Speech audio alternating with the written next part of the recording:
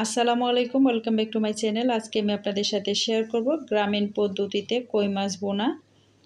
আশা করি কই মাছ বোনার এই রেসিপিটা আপনাদের ভালো লাগবে।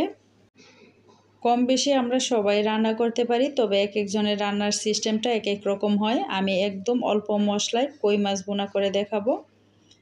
তো চলুন আমি কিভাবে কই মাছ বোনা করি সেটা আপনাদের সাথে শেয়ার করি। গ্রামীণ পদ্ধতিতে কই মাছ বোনা করার জন্য প্রথমেই চুলায় একটা কড়াই বসিয়ে দিয়েছি। কড়াইটা গরম করে নেওয়ার পরে দিয়ে দিয়েছি 2 টেবিল চামচ পরিমাণ সরিষার তেল। তো আমি আজকে রান্নাটা সরিষার তেল দিয়ে করব, আপনারা চাইলে এখানে সয়াবিন তেল দিয়েও করতে পারেন।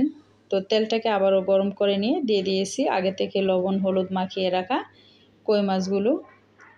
তো আমি দুইবারে মাছগুলোকে ভেজে নিচ্ছি, আর এক পাশ ভালো করে ভেজে নেওয়ার পরে অপর পাশটাও ভেজে নিচ্ছি। কম বেশি আমরা সবাই পারি মাছগুলো ভাজতে, তো জাস্ট একটু দেখানোর জন্যই আর কি। তো ডিটেলস তো আর দেখাতে হয় না, কারণ আমরা সবাই মাছ ভাজতে পারি।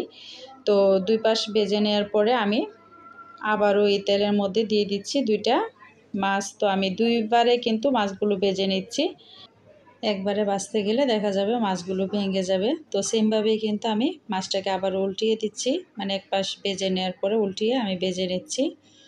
তো একটু কড়া করে মাছগুলো আমি ভেজে দিব, যেহেতু মাছগুলো বড়, তো একটু কড়া করে ভাজলে ভিতরটা ভালোভাবে সিদ্ধ হবে।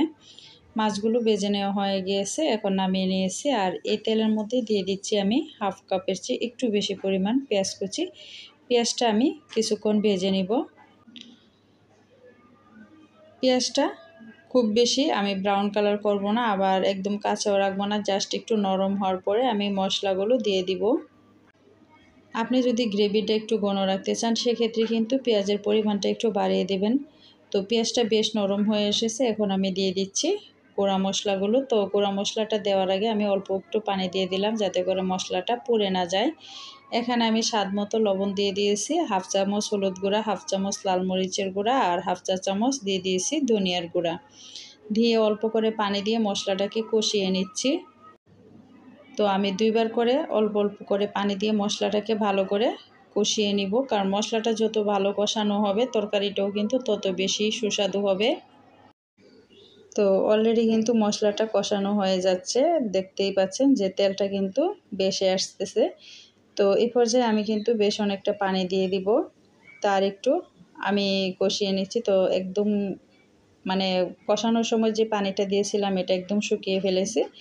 এখন আমি এখানে বেশ অনেকটা পানি দিয়ে দিব, যেহেতু মাছটা একটু বড়, আর আমি চাই মাছটা একটু ডুবন্ত পানিতে রান্না করার জন্য বা ডুবন্ত জলে। তো পানিটা একটা বলক আসার পরে এখন আমি দিয়ে দিচ্ছি ভেজে রাখা কই মাছগুলো, আর একটা বলক আসার পরে মাছগুলো দিয়ে নিচ্ছি। এতে করে মাছের ভিতরে মশলাটা ডুববে আর মাছটা খেতে অনেক বেশি ভালো লাগবে।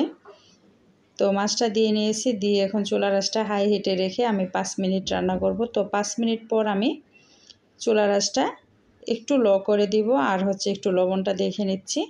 লবণটা একদম পারফেক্ট হয়েছে। আর এই পর্যায়ে এসে আমি দিয়ে দিব টালা জিরার গুঁড়া হাফ চা চামচ পরিমাণ। আপনারা চাইলে কিন্তু এখানে ফ্রেশ ধনেপাতাটাও দিয়ে নিতে পারেন। রান্নাটা রেডি, এখন নামিয়ে সার্ভ করে নেওয়ার পালা। আশা করি রেসিপিটা ভালো লাগবে। ভালো লাগলে চ্যানেলটা সাবস্ক্রাইব করে সাথে থাকা বেল আইকনটা অল করে দিবেন। তো সবাই ভালো থাকবেন আর সুস্থ থাকবেন, দেখা হবে নতুন কোনো রেসিপিতে। সে পর্যন্ত সবাইকে আল্লাহ হাফেজ, আসসালামু আলাইকুম।